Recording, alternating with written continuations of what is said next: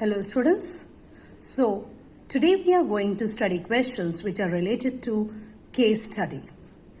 So case study based questions are based on a case, and today's case is a boat sails along a river stopping at various places along the way. The following figure shows how the speed of the boat changes during the day, starting at 0900 hours and reaching the final destination at 2100 hours. Now when you look at the figure, we can see that it is a graph which is a speed time graph.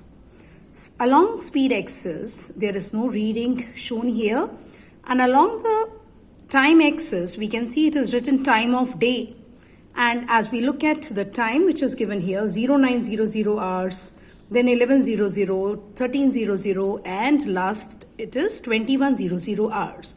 So time of the day is given by using 24-hour clock. Let us read the questions which are based on this case now. The first question is, how long the whole journey takes?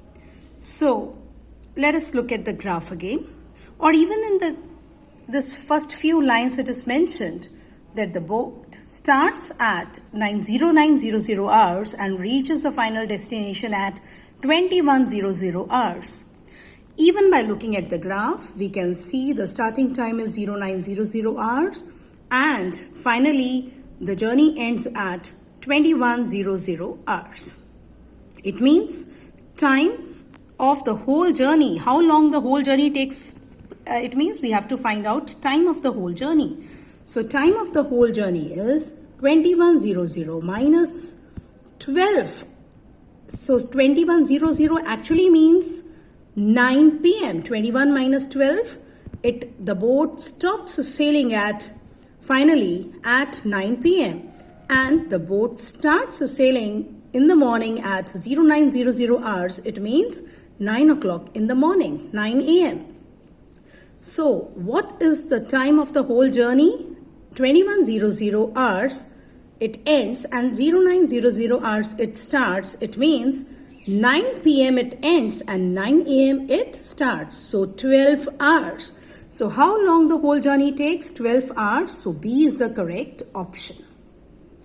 Now let us look at the second question. Second question is the time of the day at which the boat reaches its maximum speed. Now when we look at this, first of all let us look at the options. The options are 3 a.m., 3 p.m., 1400 hours and 1900 hours. So here A and B times are given by using 12-hour clock, and C and D are given by using 24-hour clock.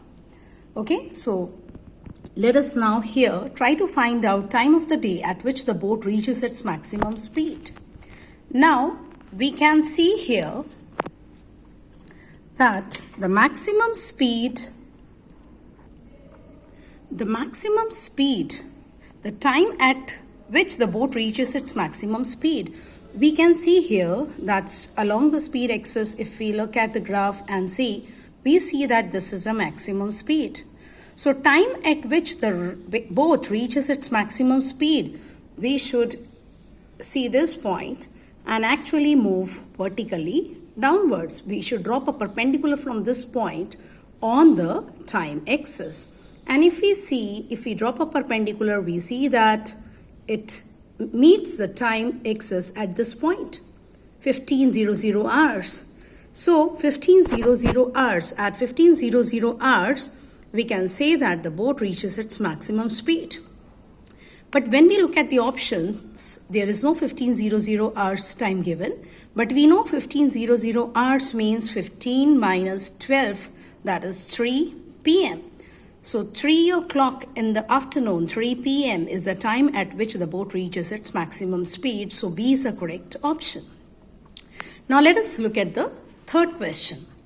The longest time for which the boat was stationary at one place. The options are 1 hour, 20 minutes, 30 minutes and 3 hours. Now let us look at the graph. If we look at the graph, see, body is stationary, boat is stationary when speed is 0, and speed is 0 at this point. It means here the boat is stationary, during this time the boat is stationary, and during this time the boat is stationary. And we can easily see this is the maximum time for which the boat is stationary. Question is how the longest time for which the boat was stationary at one place. And if we look at these markings, we know that after 9, when we see 10 squares, then 1100 hours, then 10 squares, 1300 hours. It means 5 small squares along time axis, their length along time axis represent 1 hour. It means after 5 squares we have 1000 hours. So 5 squares make 1 hour. So here the longest time for which the boat remains stationary is from 1300 to 1400 hours. 5 squares are there. It means 14 minus 13, it means 1 hour. Okay, that is from 1 p.m. to 2 p.m. the boat is at stationary. So we can say here, we can choose a correct answer. We see here 1 hour is here. So 1 hour is the longest time for which the boat was stationary at one place. Now let me remind you students, sometimes what students do, they get confused and they consider this is the longest time for which the boat remains stationary. Remember, this is true only when it is ST graph, distance time or displacement time, or we can say position time graph. Then a straight line parallel to time axis indicates that the body is stationary. But in this case, it indicates that the body is in uniform motion. So here 1 hour is our correct answer for which the boat remains stationary. This is the maximum time or longest time during which the boat remains stationary at one place. Now the last question related to this case study is how the graph could be used to find the distance traveled between 0900 hours and 1130 hours. Again, this time is given by using 24-hour clock. So 9 hours and 1130 hours. It means, let us see here, 9 and 11, then after here 2.5 squares, 1130 is here. So you have to find out how the graph could be used to find the distance traveled between these two times. You already, I think so, your concepts are very clear related to graphs. So you know that area under speed time graph gives us the distance traveled. So when we want to find out the distance traveled between these two times, we will find area under the graph between these two times, which is now this area is having a trapezium shape.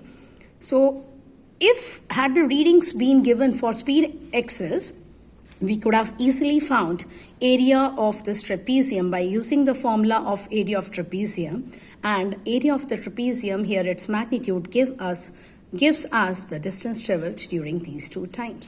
So let us look at the option here.